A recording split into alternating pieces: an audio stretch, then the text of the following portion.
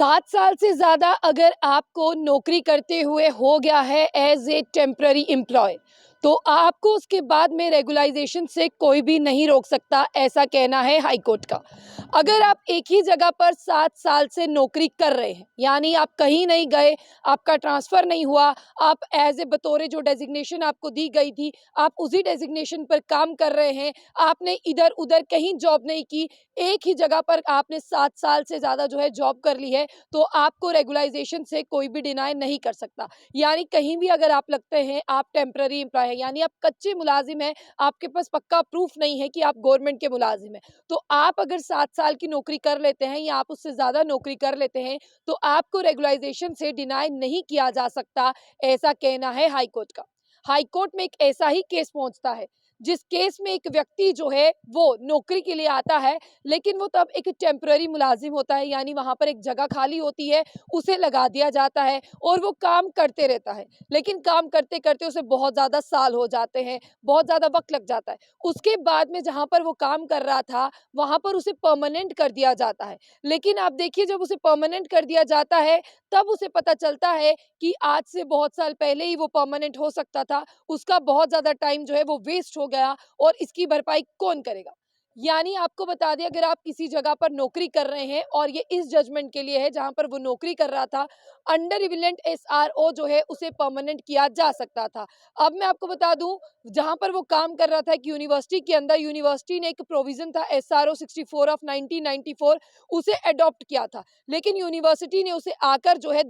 25 मार्च 2010 को परमानेंट किया, लेकिन जब वो परमानेंट होता है तब उसे ये पता चलता है कि बहुत देर हो गई। उसे परमानेंट 2004 से होना था और 2010 के बीच में यानी 6 साल का डिफरेंस था। तब वो हाई कोर्ट पहुँचता है और हाई कोर्ट का दरवाज़ा खटखटाता है। जब वो हाई कोर्ट का दरवाज़ा खटखटाता है, तब जो जस्टिस थे, वो उसकी सारी बातचीत को सुनते हैं, उसकी पिटीशन को देखते हैं और कहते हैं कि हाँ, ये व्यक्ति तो सच बोल रहा है क्योंकि यूनिवर्सिटी ने जो एसआरओ अडॉप्ट किया था, उस एसआरओ की अगर मैं बात करूँ, वो एसआरओ था एसआरओ 64 ऑफ 1994 जबकि उसे परमानेंट किया गया 25 मार्च 2010 में, जबकि उसका बनता था 2004 से। एज़ ए बतौर सिक्योरिटी गार्ड वो काम कर रहा था। यानी एज़ ए सिक्योरिटी गार्ड वो काम कर रहा था और मैं आपको ये बता दूँ कि सिक्योरिटी गार्ड का काम करने के बाद में उसे 2010 में परमानेंट किया गया। जब वो अपने केस को लेकर कोर्ट में पहुँचा, तब कोर्ट वालों ने कह दिया कि बिल्कुल ये एम्प्लॉयी सही कह रहा है, ये एज़ ए सिक्योरिटी गार्ड 1 अप्रैल 2025 से जो है आप इसे परमानेंट मानिए और 2005 से लेकर 2010 का, जहाँ पर मैं आपको बता दूँ 2005 से लेकर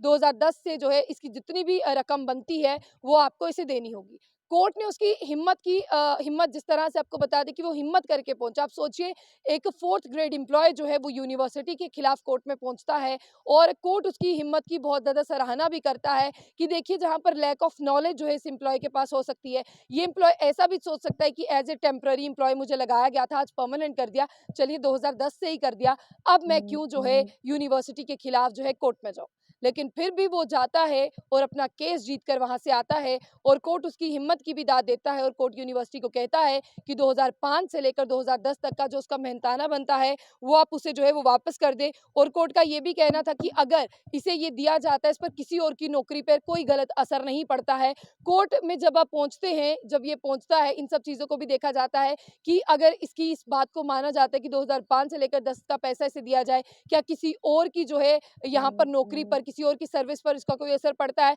तो कोर्ट देखता है कि इसका किसी और की सर्विस पर जो है वो कोई असर नहीं पड़ता और कोर्ट इसकी बात को मंजूरी देता है और यूनिवर्सिटी को कहता है कि आप इसका मेहनताना जो है उसे दे दीजिए। आपको बता दें कि अब बहुत सारे लोग कहेंगे कि कैजुअल लेबर है, हम 7 साल से काम कर रहे हैं, हम डेली जिस तरह से बात करते हैं डेली लेबर है हम, यानी हमें डेली जितना हम कमाते हैं रोज़ दिहाड़ी से पैसा मिलता है। बिल्कुल ऐसा नहीं था, इसका एसआरओ जो है वो अलग था, ये उस एसआरओ के अंदर फ़ॉल करता था और यूनिवर्सिटी ने उस एसआरओ को अडॉप्ट किया था, तभी इसका जो है टेन्योर बनता था और इसकी जो रेगुलाइज़ेशन है वो रेट्रोस्पेक्टिव रेगुलाइज़ेशन है, वो बनती है इसकी 2005 से। तो यानी अपना केस लेकर हाई कोर्ट पहुँचा, हाई कोर्ट ने बहुत ज़्यादा इसकी तारीफ़ भी की और हाई कोर्ट से जो है ये जीत कर ही वापस आया।